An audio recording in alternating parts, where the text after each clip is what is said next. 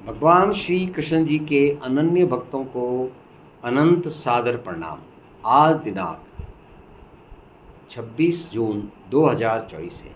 आओ हम सब मिलकर कन्नड़ भाषा में श्रीमद् भगवद गीता के अध्याय 2 के श्लोक 39 का ज्ञान अमृत मंथन करें आनंद पूर्वक हरि भक्ति के जप यज्ञ के साथ। आओ शुरू करें।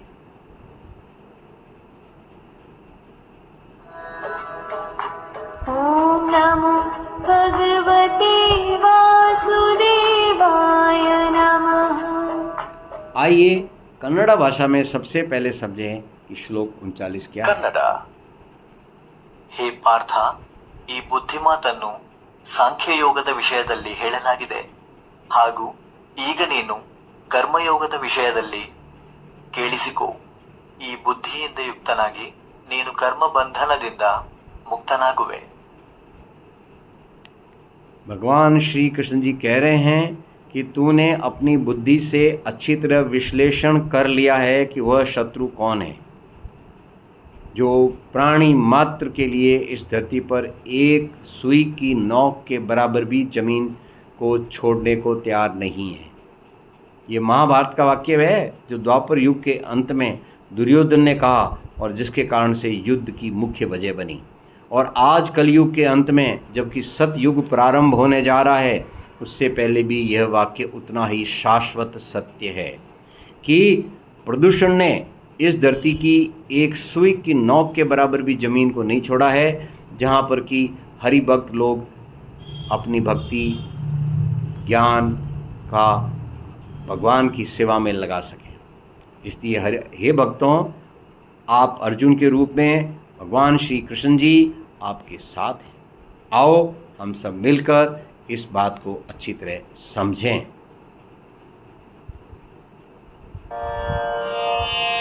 एषा ते अभिहिता सांख्ये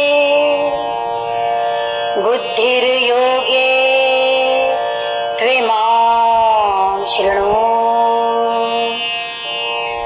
बुद्ध्या युक्तो यया पार्थ कर्मबन्धं प्रहास्यसि। ऐसा ते अभिहिता सांख्य बुद्धि योगे है तू इमां शृणु। बुद्ध्या युक्तः यया पार्थ कर्म बंधम प्रहास्यसि। भगवान श्री कृष्ण जी आप कन्नड़ भाषियों को समझा रहे हैं कि ಕನ್ನಡ. ಹೇ ಪಾರ್ಥ, ಈ ಬುದ್ಧಿಮಾತನ್ನು ಸಾಂಖ್ಯಯೋಗದ ವಿಷಯದಲ್ಲಿ ಹೇಳಲಾಗಿದೆ, ಹಾಗೂ ಈಗ ನೀನು ಕರ್ಮಯೋಗದ ವಿಷಯದಲ್ಲಿ ಕೇಳಿಸಿಕೋ. ಈ ಬುದ್ಧಿಯಿಂದ ಯುಕ್ತನಾಗಿ ನೀನು ಕರ್ಮ ಬಂಧನದಿಂದ ಮುಕ್ತನಾಗುವೆ.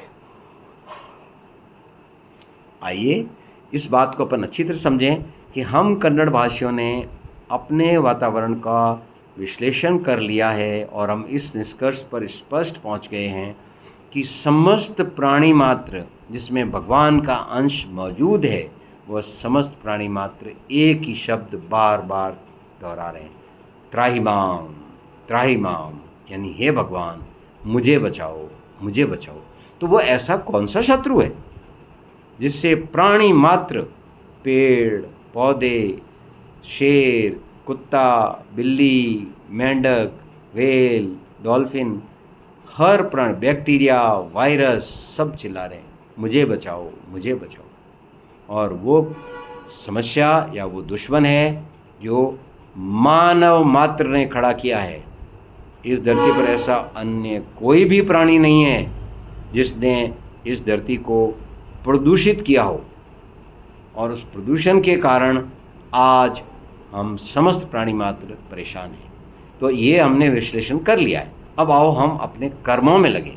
तो कर्म के अंदर पहला कर्म जिसके लिए ये श्रीमद् भगवद गीता एक श्लोक प्रतिदिन की दर से आपको ज्ञान अमृत का मंथन कर दिया जा रहा है, वो यह है कि हम इस संकल्प को अच्छी तरह समझें, धारण करें और आगे बढ़ें कि देखो प्रदूषण को नहीं फैलने देना है।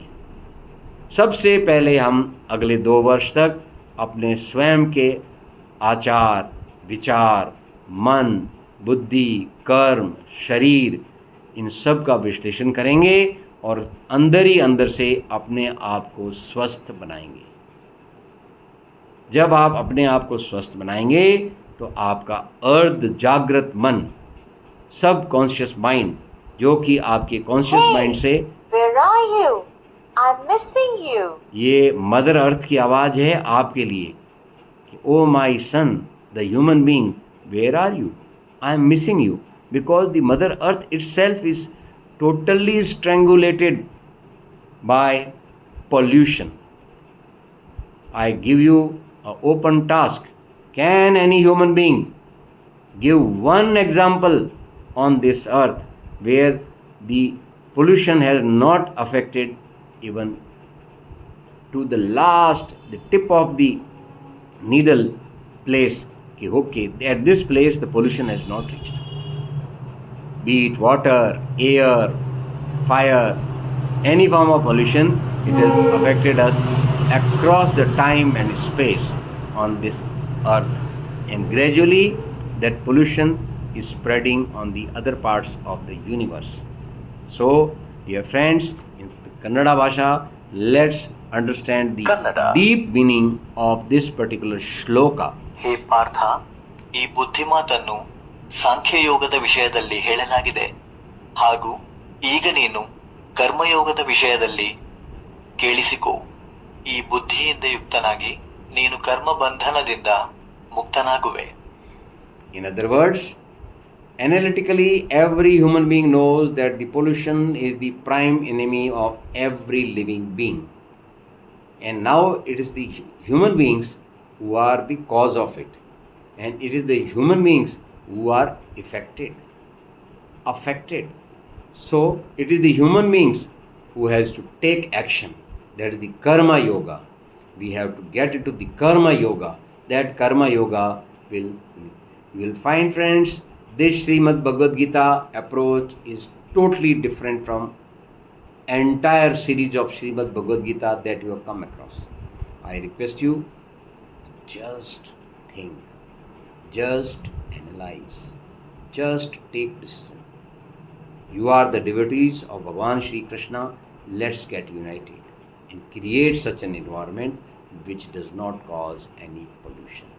It has to start from us within. It has to then land up in our own immediate environment, be it family, be it office, be it workplace, or be it rest place. And gradually we have to make that place healthy. All the best. Let's finish it with musical note. है सांख्य का यह ज्ञान, अब सुन योग का शुभ ज्ञान भी हो युक्त, जिससे कर्म बंधन पार्थ छूटेंगे सभी।